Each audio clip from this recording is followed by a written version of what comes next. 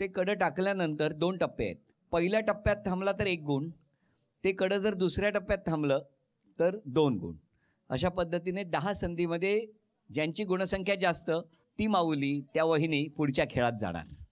लक्षात ठेवा, जर रेषेवरती ते कडं पडलं तर त्याचे गुण मोजले जाणार नाहीत.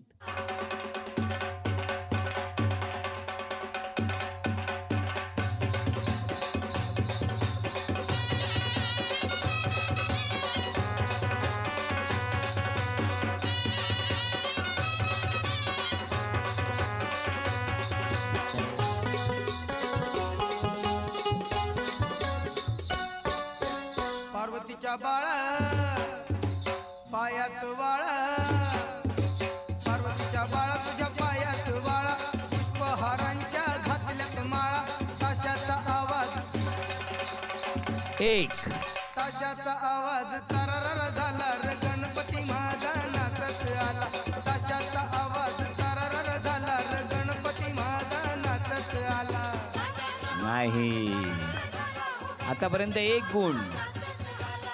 अभिनंदन, तुम्ही तिकडे जा. या माऊलीची गुणसंख्या आहे 1. या माऊली तुमची संधी.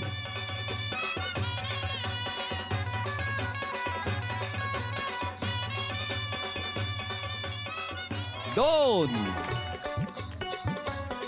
4 मोदक लाडू 5. पंक्तीला घेऊन आतापर्यंत 5 गुण झालेले आहेत. भक्ती भावाने 5. गणरायाचं गुणगान गाऊ डोळे भरून 7 तुमच्यासाठी पुढची संधी. 2 4 5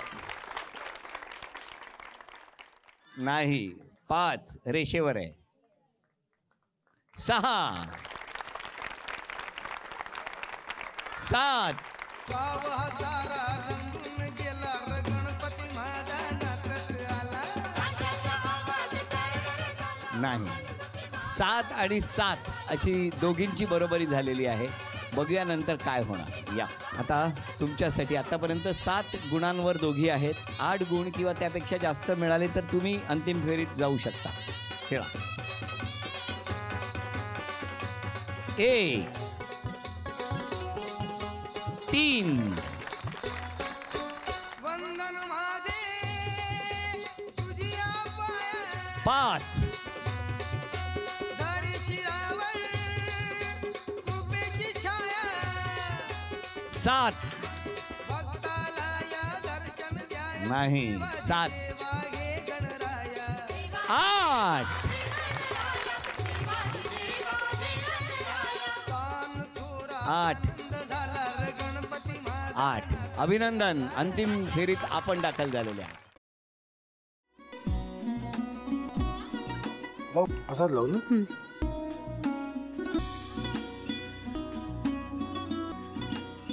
आता आपण ड्राय स्टफ आता पण त्यात आपण हरीचं सगळे साहित्य टाकायचे. सगळं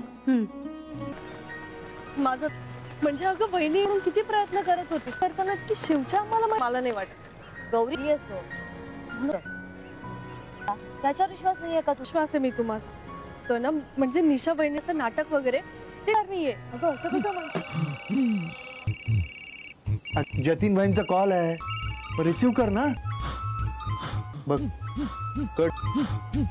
म्हणून ते मला करतील.